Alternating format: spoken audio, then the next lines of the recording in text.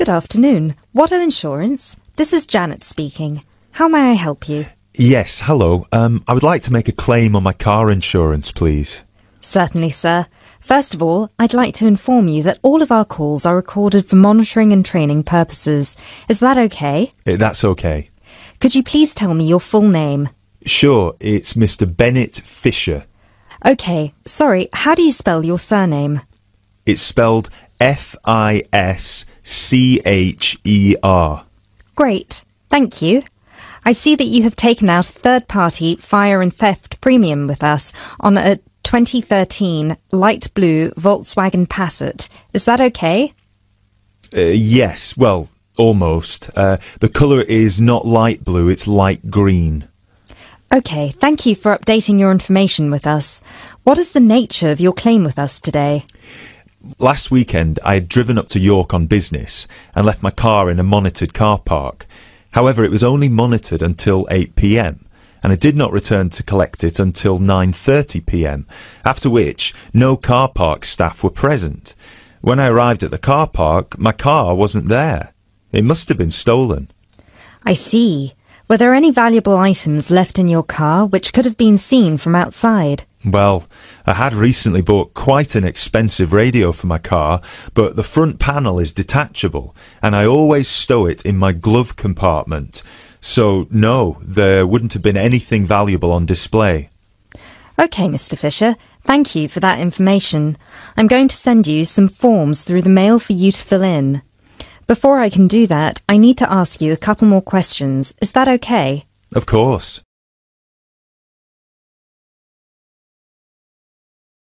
You now have 30 seconds to look at questions 6 to 10.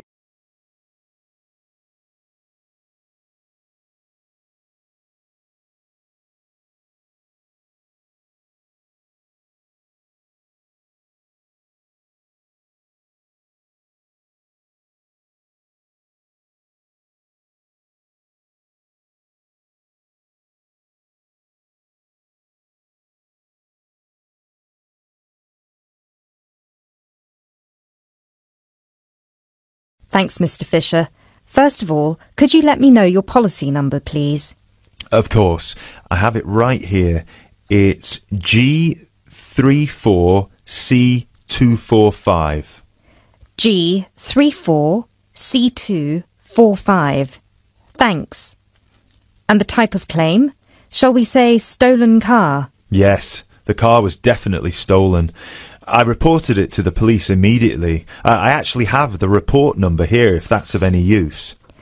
No, not right now. But keep hold of that as we will need to see a copy of the police report eventually. Which police station did you report the offence at? York Police Station. Was it your first time in York? No, but it was the first time I'd driven there. I usually take the train. Were you aware that the car park was only manned until 8 p.m? No, I was not aware of that.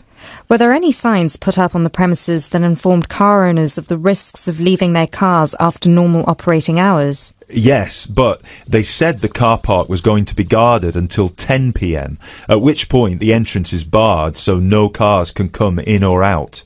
Was any reason given for that sudden change? The police informed me that the staff on duty that night had left on an urgent call. I believe it was something about a family member being admitted to hospital. Were there any personal items left in your car? Yes, first of all, there was the car radio I mentioned before. Ah, yes, of course. Anything else? Just some CDs and an old jacket. Right. Thank you, Mr. Fisher. I have everything I need for now and will send these forms out to you shortly. When you get them, please fill them out with as much information as you can, and where possible, include copies of any relevant documents to support your claim, such as police reports and registration details.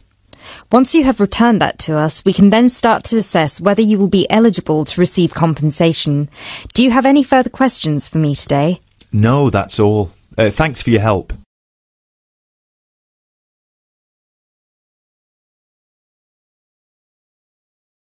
That is the end of part 1. You now have half a minute to check your answers.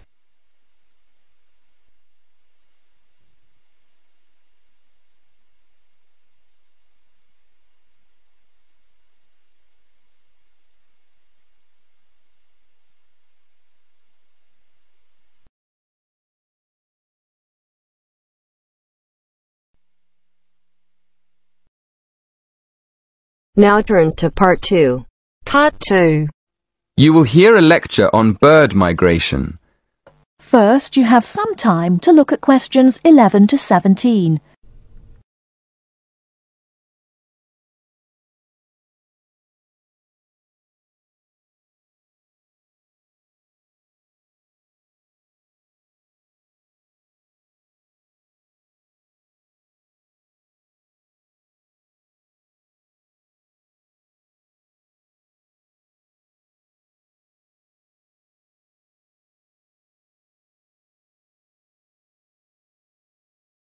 Now, listen carefully and answer questions 11 to 17. My lecture this evening will focus on the migration of birds. That is, how birds fly in big groups from different parts of the world at certain times of the year. In the first part of the lecture, I'll talk about the reasons why birds migrate, when they migrate, and which parts of the world they migrate from and to. To start with, why do birds migrate? Well, there are two main reasons. One, they migrate to look for food, and two, they travel to parts of the world that are more suitable for breeding. In fact, these reasons are closely linked. As you can imagine, when birds are breeding, they need extra food to feed their young. And in the spring, in the cooler climates of Europe, there is a lot of food for birds, especially insects. So, generally, during the spring, birds fly up from the tropics, which are hot, to cooler climates in the north. They stay there for a few months to bring up their young. And then, when the weather in the north gets cold in the winter, they fly back to warmer climates in the south. Now I'd like to talk a bit about how global warming has affected bird migration. One of the effects of global warming has been to make the spring come earlier in the northern regions of the world. When spring comes early, the plants and insects that birds need to bring up their young are also available earlier. Research has shown that quite a lot of birds have started to migrate earlier because of higher temperatures. But unfortunately for some species, this hasn't been early enough. What I'm saying is that birds that are travelling a long way for breeding may arrive too late to find enough food to feed their young, and their population drops drastically. Scientists are currently researching more about this. Before you hear the rest of the talk, you have some time to look at questions 18 to 20.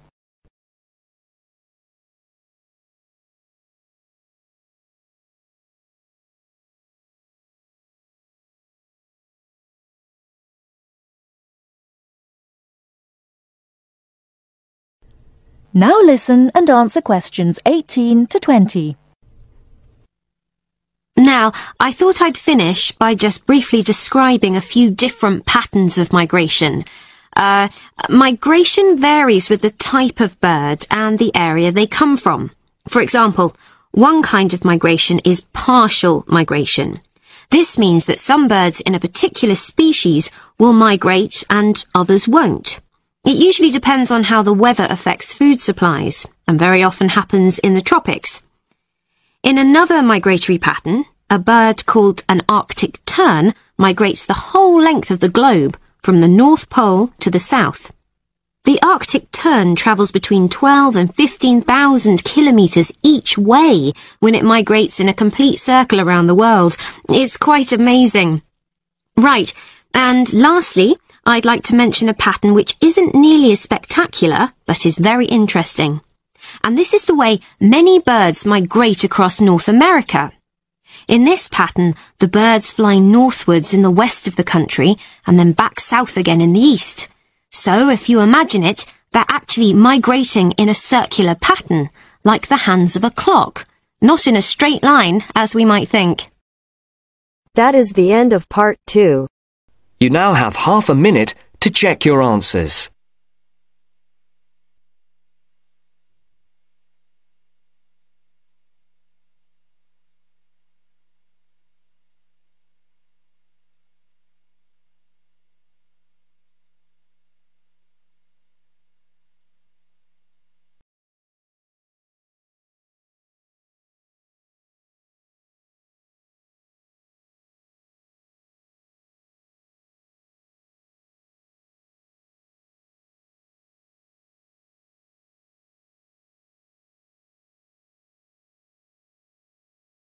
Now turns to part 3. Part 3. You will hear a conversation between two students who will discuss a project they're working on together. You have 30 seconds to look at questions 21 to 27.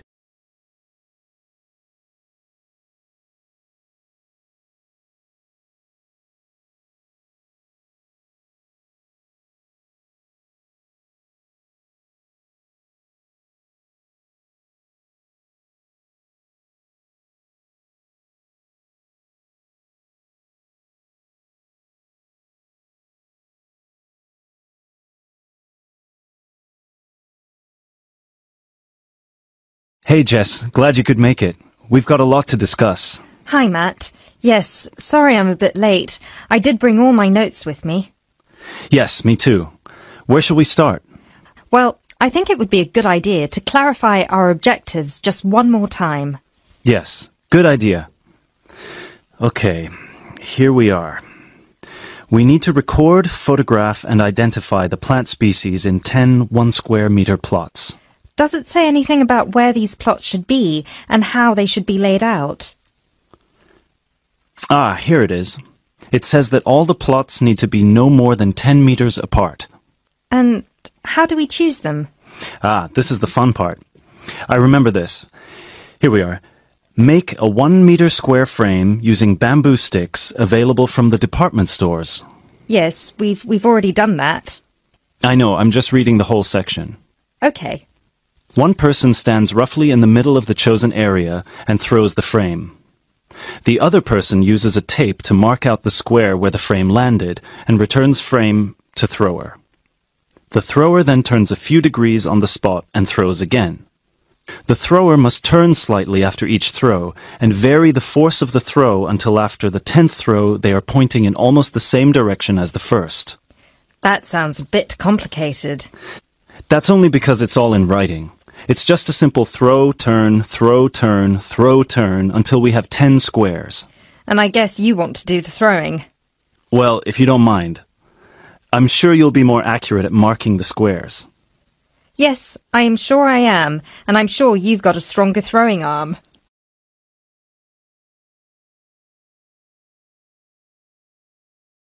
You now have 30 seconds to look at questions 28 to 30.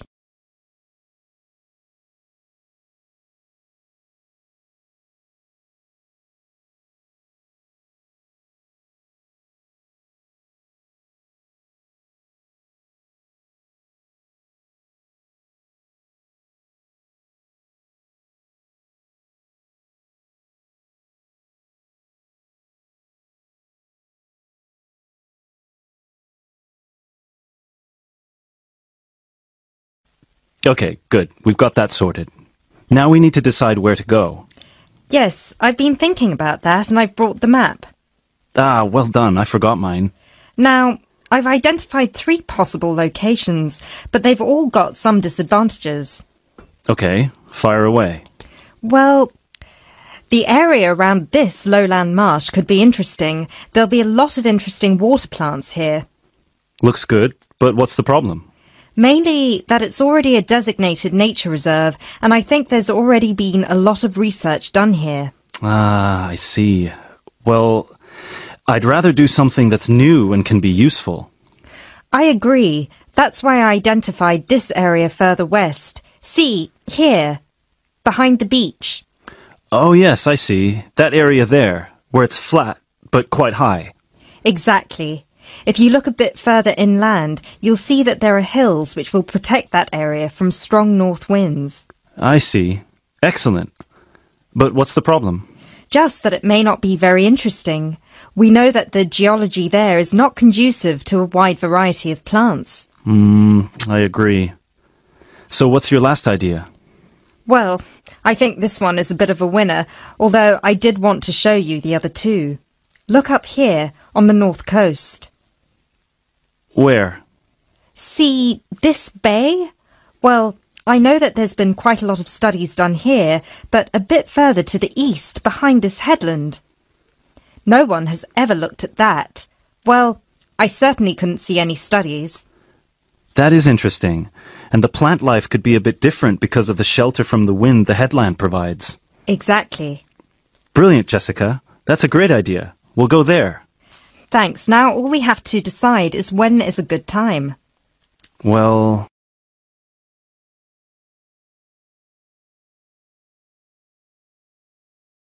That is the end of part 3. You now have half a minute to check your answers.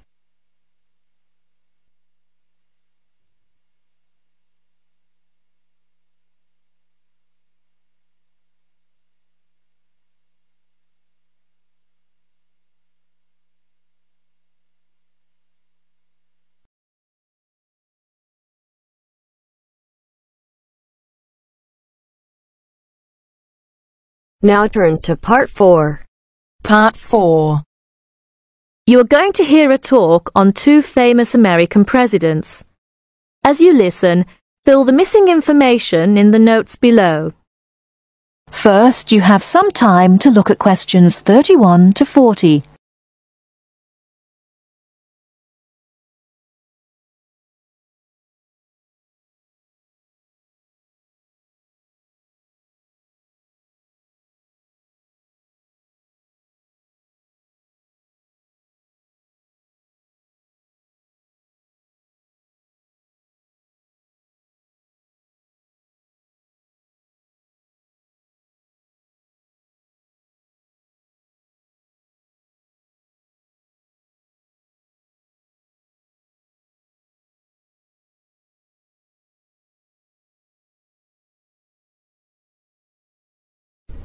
Now listen carefully and answer questions 31 to 40. John F. Kennedy and Abraham Lincoln lived in different times and had very different family and educational backgrounds. Kennedy lived in the 20th century, while Lincoln lived in the 19th century. Kennedy was born in 1917, whereas Lincoln was born more than 100 years earlier, in 1809. As for their family backgrounds, Kennedy came from a rich family, but Lincoln's family was not wealthy. Because Kennedy came from a wealthy family, he was able to attend expensive private schools. He graduated from Harvard University. Lincoln, on the other hand, had only 1 year of formal schooling. In spite of his lack of normal schooling, he became a well-known lawyer. He taught himself law by reading law books. Lincoln was, in other words, a self-educated man. In spite of these differences in Kennedy and Lincoln's backgrounds, some interesting similarities between the 2 men are evident. In fact, many books have been written about the strange coincidences in the lives of these 2 men. For example, take their political careers. Lincoln began his political career as a U.S. congressman. Similarly, Kennedy also began his political career as a congressman. Lincoln was elected to the U.S. House of Representatives in 1847. Kennedy was elected to the House in 1947. They went to the Congress just 100 years apart. Another interesting coincidence is that each man was elected President of the United States in a year ending with the number 60. Lincoln was elected President in 1860, and Kennedy was elected in 1960. Furthermore, both men were president during years of civil unrest in the country. Lincoln was president during the American Civil War. During Kennedy's term of office, civil unrest took the form of civil rights demonstrations. Another striking similarity between the 2 men was that, as you probably know, neither lived to complete his term in office. Lincoln and Kennedy were both assassinated while in office. Kennedy was assassinated in Dallas, Texas, after only 1,000 days in office. Lincoln was assassinated in 1865. A few days after the end of the American Civil War. It's rather curious to note that both presidents were shot while they were sitting next to their wives. These are only a few examples of the uncanny and unusual similarities between the destinies of these two American men, who had a tremendous impact on the social and political life of the United States and the imagination of the American people. That is the end of part 4.